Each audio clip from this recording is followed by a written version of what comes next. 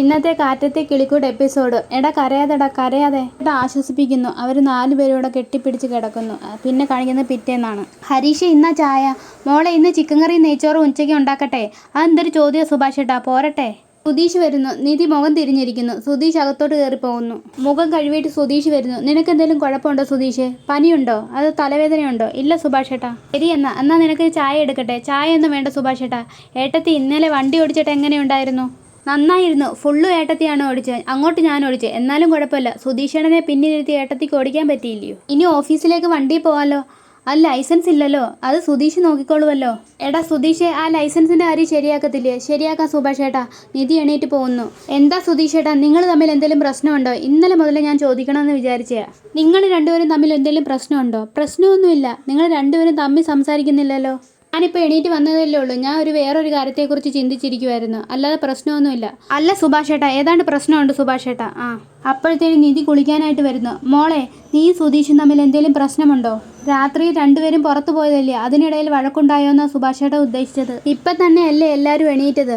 ഇന്നലെ വെറുതെ പോയി സംസാരിച്ചു, അല്ലാതെ വഴക്കൊന്നുമില്ല.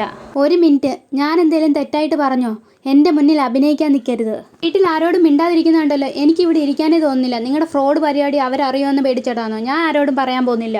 വേറെ ഒന്നും കണ്ടല്ലേ, ഇങ്ങനെ ചതി ഉള്ളി വെച്ചാൽ എന്നെ കല്യാണം കഴിച്ചതെന്ന് അറിഞ്ഞു കഴിഞ്ഞാൽ ഇവിടെയുള്ളവർ സഹിക്കില്ല.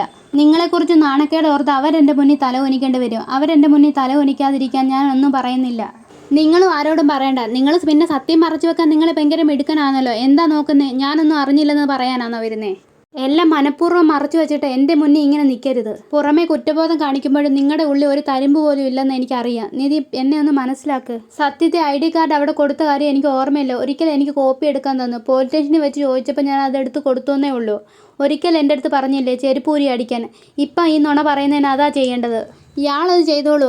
എനിക്കത് ഓർമ്മയുണ്ട്. തന്നെ ഇയാളെ എത്ര കഷ്ടപ്പെടുത്തുമോ? ദയവ് ചെയ്ത് മനസ്സിലാക്കണമെന്ന് മാത്രം പറയരുത്. വീട്ടിൽ പറഞ്ഞില്ലെന്ന് കരുതി നിങ്ങളെ വിശ്വസിച്ചെന്നല്ല. ഇനി നുണയ്ക്ക് നുണ പറഞ്ഞ് എന്നെ വിശ്വസിപ്പിക്കാൻ നിൽക്കരുത്. വീട്ടിലുള്ളവർ വിഷമിക്കുമെന്ന് കരുതിയാ നിങ്ങളോട് ഇപ്പോൾ സംസാരിക്കുന്ന പോലും. നിധി, ഒരു മിനിറ്റ്. ഇയാൾ എന്നോട് ദേഷ്യപ്പെട്ടിരിക്കുമെന്ന് എനിക്കറിയാം. പക്ഷെ ഒരു കാര്യം പറയാനുണ്ട്, അത് കേട്ടിട്ട് പൊക്കോ. ലൈസൻസിൻ്റെ വീട് അഡ്രസ്സിൻ്റെ പ്രൂഫ് വേണം. അത് ഞാൻ ശരിയാക്കിയിട്ടുണ്ടോ? ഇനി അതിൻ്റെ പേരിൽ എന്തെങ്കിലും പണി ഒപ്പിച്ചിട്ടുണ്ടായിരിക്കും. ഇല്ല നിധി, ഇല്ല. ലൈസൻസ് ഇയാൾക്ക് പെട്ടെന്ന് കിട്ടും. ഇന്നിത്തിരി വൈകിയല്ലോ ഏട്ടത്തി. നിന്ന് നേരിട്ടൊരു സൈറ്റിലേക്ക് പോയാൽ മതി. അതുകൊണ്ട് താമസിച്ച് പോയാൽ മതി. ഇതാണോ? അല്ല, സ്പീഡ് പോസ്റ്റാ. ആരാ നിധി? ഏട്ടത്തി. എന്താ ഏട്ടത്തി? അറിഞ്ഞൂടാ. തുറന്നു നോക്ക്. ആധാർ കാർഡാണല്ലോ. ഏട്ടത്തി അപ്ലൈ ചെയ്തായിരുന്നോ? ഇല്ല, ഞാൻ വീട്ടിൽ പോയപ്പോൾ എടുത്തോട്ട് വന്നതാണല്ലോ. പിന്നെന്തിനാ? ഈ വീടിൻ്റെ അഡ്രസ്സാണല്ലോ. ഏട്ടത്തി മാറ്റാതെ എങ്ങനെയാ വരുന്നേ? ഞാൻ മാറ്റിയിട്ടില്ലെന്നേ. സുധീഷ് ഒന്ന് വന്നേ. സുധീഷാണോ മാറ്റിയത്? അതെ, വേറൊന്നുമല്ല നിധി. ലൈസൻസ് വാങ്ങണമെങ്കിൽ ആധാറിലുള്ള സ്ഥലം മാറ്റണമായിരുന്നു. അതാ മാറ്റിയത്. അതെങ്ങനെ മാറ്റി? അതെ, ഈ വീടിൻ്റെ അഡ്രസ്സിൽ ഏട്ടത്തിക്കൊരു പ്രൂഫും ഇല്ലല്ലോ. മിണ്ടാതിരിയടാ. ഏട്ടത്തി പേര് നിധി സുധീഷ് എന്ന് മാറ്റിയിരിക്കുന്നു. Wife of Sudheesh. Nidhi please ദേഷ്യപ്പെടല്ലേ. ഞാൻ ദേവി എന്ന് പറയുന്നതൊന്ന് കേൾക്ക്. ഇയാൾ ഈ വീട്ടിലുണ്ടെന്നറിയില്ല. എന്തെങ്കിലും ഒരു പ്രൂഫ് കിട്ടിയാലേ ലൈസൻസ് കിട്ടുമെന്ന് തോമസ് ഏട്ടൻ പറഞ്ഞതുകൊണ്ടാണ്. എനിക്ക് ഈ അഡ്രസ്സിൽ പ്രൂഫുണ്ട്. അപ്പം മാരേജ് സർട്ടിഫിക്കറ്റ് വെച്ച് ഇയാളുടെ അഡ്രസ്സ് മാറ്റിയെന്നേ ഉള്ളൂ. ഇനി ലൈസൻസ് കിട്ടാൻ ഒരു പ്രശ്നവും കാണത്തില്ല. ലൈസൻസ് കിട്ടിക്കഴിഞ്ഞാൽ ഇയാൾ എൻ്റെ പേര് മാറ്റിയിട്ട് അച്ഛൻ്റെ പേരാക്കിക്കോ. അഡ്രസ്സും വേണമെങ്കിൽ മാറ്റിക്കോ. കുറച്ച് നാളോടെ കഴിയുമ്പോൾ ഡിവോഴ്സ് കിട്ടാനുള്ളതല്ലയോ. ഇത് മാറ്റിയിട്ട് എന്തു ചെയ്യാനാ? ഒന്ന് ആലോചിച്ച് നോക്കിക്കേ. എടാ കള്ള, നിങ്ങൾ മനഃപൂർവ്വം ചെയ്തതല്ലേ? ഞാൻ പറയണ്ടെന്ന് വെച്ചതാ. ലൈസൻസിന് എന്തിനാ ഇവിടുത്തെ അഡ്രസ്സ്? ഏത് അഡ്രസ്സിലാണോ അവിടുത്തെ അഡ്രസ്സിലാണ് ലൈസൻസ് വരുന്നത്. ഇത് ചെന്ന് നീ അവളോട് എഴുന്നള്ളിക്കാൻ നിൽക്കണ്ട. ഇത് ചെയ്തെടുക്കാൻ ഞാൻ എന്തുമാത്രം പാടുപെട്ടെന്ന് അറിയാമോ? ഇപ്പം അവളുടെ അഡ്രസ്സ് ഇവിടുത്തെ അഡ്രസ്സായ അതല്ലേ? അവളുടെ പേരിൻ്റെ കൂടെ എൻ്റെ പേര് നിധി സുധീഷ്. എത്ര മനോഹരമായ പേര്. എല്ലാം എൻ്റെ പ്ലാനിങ്ങാ. അവൾ ഇവിടെ വന്നപ്പോഴേ ആധാറിൻ്റെ അഡ്രസ്സ് മാറ്റണമെന്ന് ഞാൻ വിചാരിച്ചതാണ്.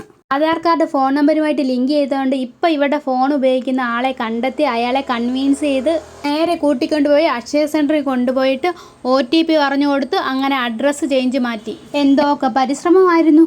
ജോലി ഇല്ലാത്തതുകൊണ്ട് പിന്നെ കുഴപ്പമില്ലായിരുന്നു. സുധീഷേട്ടാ, നിങ്ങളെ കുടിച്ച വെള്ളത്തിൽ വിശ്വസിക്കാൻ പറ്റത്തില്ല. നിന്ന നിൽപ്പിൽ നിങ്ങൾ ആളെ വിറ്റ് കളയും. നീ ഇതൊന്നും അവളോട് ചെന്ന് പറയാൻ നിൽക്കല്ലേ. നിങ്ങളുടെ നന്മയ്ക്ക് വേണ്ടിയാണ് ഞാൻ ഇതൊക്കെ ചെയ്യുന്നേ. ഞാനായിട്ടൊന്നും പറയുന്നില്ല.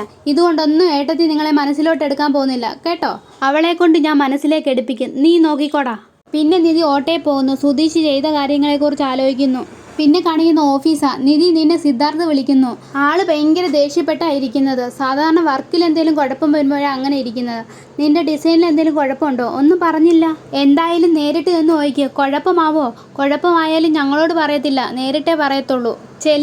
ചെല്ലാൻ വൈകിയതിന് ഇനി കുഴപ്പമാവണ്ട. യെസ്, സിദ്ധാർത്ഥ് വിളിച്ചെന്ന് വിദ്യ പറഞ്ഞല്ലോ. നിധി, യാളുടെ കയ്യിൽ നിന്ന് ഇങ്ങനെ ഒരു പ്രശ്നം വരുമെന്ന് ഞാൻ ഒരിക്കലും പ്രതീക്ഷിച്ചില്ല. എന്താ പ്രശ്നമെന്നോ? ചെയ്തതെല്ലാം തെറ്റാ. ജോയിൻ ചെയ്യാൻ നേരത്ത് ബർത്ത്ഡേ കോളത്തിൽ ഫില്ല് ചെയ്യാത്ത എന്തേ? അതുകൊണ്ടല്ലേ ഞങ്ങൾ ബർത്ത്ഡേ അറിയാതെ പോയത്. Come happy birthday to you നിധി.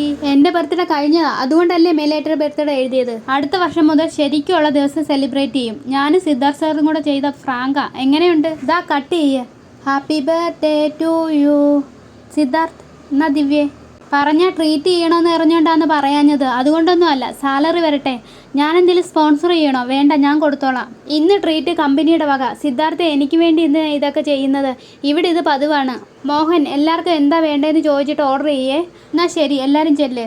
നീതു അപ്പോഴത്തേനെ വിളിക്കുന്നു. ഹരീഷ് ഓടിച്ചെന്ന് ഫോൺ എടുക്കുന്നു. നികേഷ് പറയുന്നു നീതു ലൈൻ വലിച്ചു. അപ്പോഴത്തേനെ ഹരീഷായിട്ട് ഫുൾ ചാർജായി. ഹരീഷ് പൊതുവേ ചിരിക്കാത്ത. ഇപ്പം ചിരിച്ചു കണ്ടല്ലോ. നീ അവനെ സ്പൈ ചെയ്യാൻ നിൽക്കണ്ട. ഞാൻ അങ്ങനൊന്നും ചെയ്യത്തില്ല.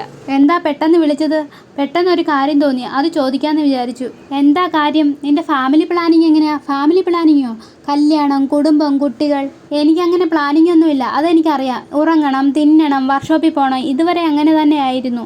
ഇനി അത് മാറണമെന്ന് വെച്ച് കഴിഞ്ഞാൽ ഇനി ആ ലക്ഷ്യത്തിനുള്ള ശ്രമം ഉണ്ടായിരിക്കണം. സുഭാഷ് ചേട്ടന് കല്യാണം കഴിഞ്ഞാൽ നമ്മുടെ കല്യാണത്തെക്കുറിച്ച് ചിന്തിക്കാം. 2 വർഷത്തേക്ക്. 2 വർഷം കഴിയുമ്പോഴത്തേന് എൻ്റെ PG തീരും. 2 വർഷത്തേക്കോ?